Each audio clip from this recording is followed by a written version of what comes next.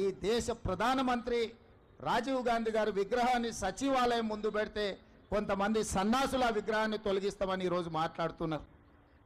అధికారం పోయినా బలుపు మాత్రం తగ్గలేదు. నీ బలుపు అనగదీసే బాధ్యత ఇక్కడున్న మా కాంగ్రెస్ పార్టీ కార్యకర్తలు తీసుకుంటారని చెప్పి ఈ టీఆర్ఎస్ సన్నాసులకు నేను చెప్పదలుచుకున్నా. ఆ సన్నాసి దుఃఖం బాధ ఏందని నేను కనుక్కుంటే అక్కడ వాళ్ళ అయ్య విగ్రహం పెడదాం అనుకున్నాడట. వాళ్ళ అయ్య పోయేదెప్పుడు, వీడు పెట్టేదెప్పుడు అక్కడ విగ్రహము?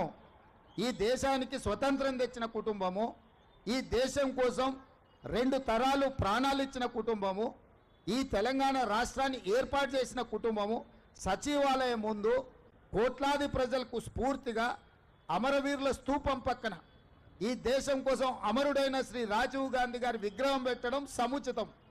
అంతేగాని ఉద్యమం ముసుగులో తెలంగాణ రాష్ట్రాన్ని దోసుకొని వేలాది కోట్ల రూపాయలు సంపాదించుకొని వందలాది ఎకరాల ఫామ్ హౌజులు కట్టుకొని తాగుబోతు సన్నాసుల విగ్రహం ఒకవేళ సచివాలయం ముందల పెడితే ఈ పిల్లలకు ఎవరిని ఆదర్శంగా చూపిస్తారు?